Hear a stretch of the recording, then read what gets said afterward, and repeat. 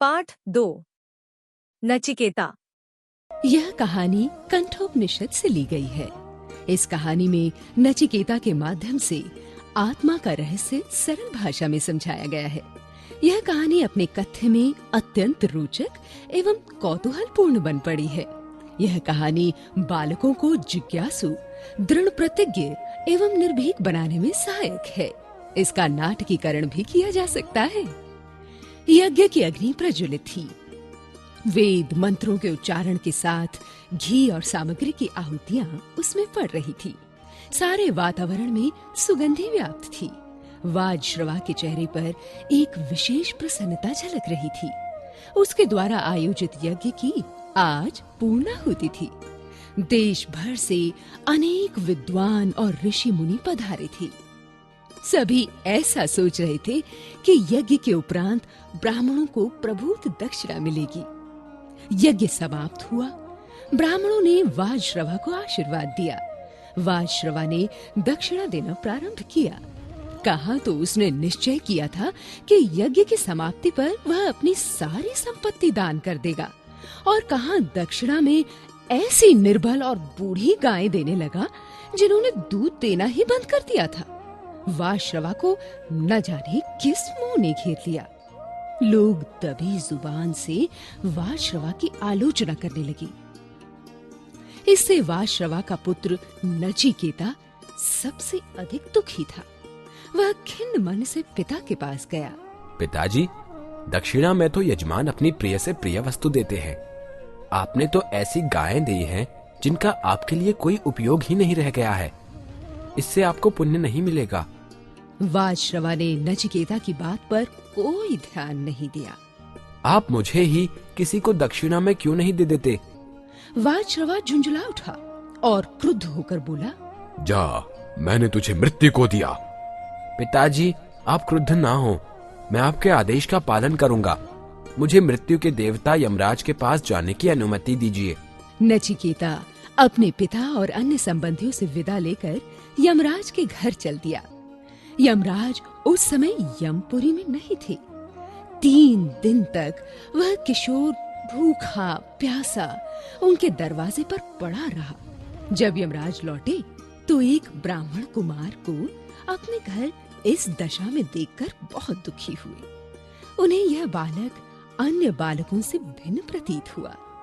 उस बालक के मुख पर तेज था और चेहरे पर दृढ़ता का भाव।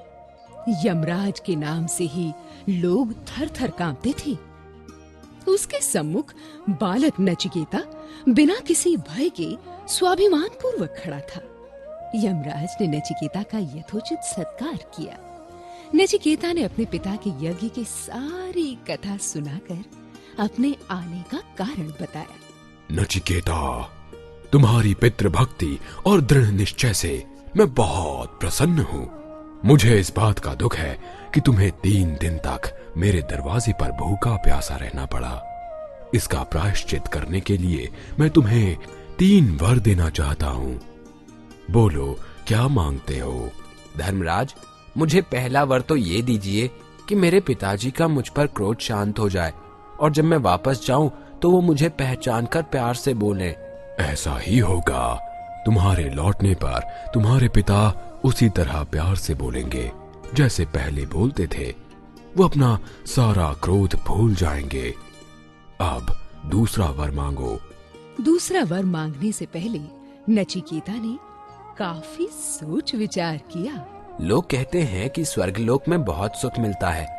न वहाँ भूख प्यास की चिंता है, न बुढ़ापा है, न कोई रोग। वहाँ के निवासी अलौकिक सुख का उपभोग करते रहते हैं। उस आनंदपूर्ण स्वर्ग को कैसे प्राप्त किया जा सकता है?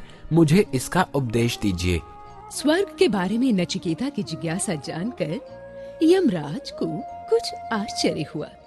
फिर भी यमराज ने नचिकेता को वे सारी विधियां समझाई जिनसे मनुष्य स्वर्ग प्राप्त कर सकता है। वत्स, अब तीसरा वर मांगो। नचिकेता ने फिर विचार किया। संसार में एक वस्तु है जो पृथ्वी और स्वर्ग के सुख से भी बढ़कर है, और वो है हमारी आत्मा। मैं कौन हूँ, कहाँ से आया हूँ, मृत्यु के बाद मेरा क्या होगा, मेरी आत्मा का सच्चा स्वरूप क्या है? इस तरह के अनेक प्रश्न नचिकेता के मन में उठने लगे। लोग कहते हैं कि मृत्यु के बाद आत्मा रहती है, कुछ कहते हैं कि नहीं रहती। इस विषय में मेरा अज्ञान अब तक दूर नहीं हुआ है। तीसरे वर्ग के रूप में कृपा कर मुझे आत्मा का रहस्य समझाइए। यमराज को उस अल्पवयस्क बालक से ऐसे गंभीर प्रश्न की आशा न थी। यमराज ने आत्मा का रहस्य न जानने के लिए नचिकेता को अनेक प्रलोभन दिए, पर नचिकेता अपनी बात पर दृढ़ रहा। मैं तो जन्म मरण के पीछे छिपे रहस्य को जानना चाहता हूँ। इसके अतिरिक्त मुझे और कुछ नहीं चाहिए। यमराज की परीक्षा में नचिकेता खरा उतरा। संसार का कोई भी प्रलोभन उसे अपने निश्चय से नहीं टिका सका।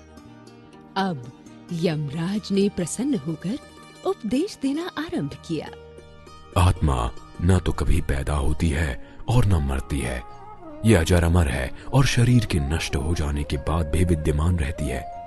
आत्मा का ज्ञान ही सच्चा ज्ञान है। सभी प्राणियों के अंदर उसकी आत्मा रहती है। जो मनुष्य किसी के साथ न तो राग रखता है न द्वेष, वो कभी अशांत और दुखी नहीं होता। वत्स, आत्मा का ज्ञान वाद विवाद या तर्क करने से प्राप्त नहीं होता।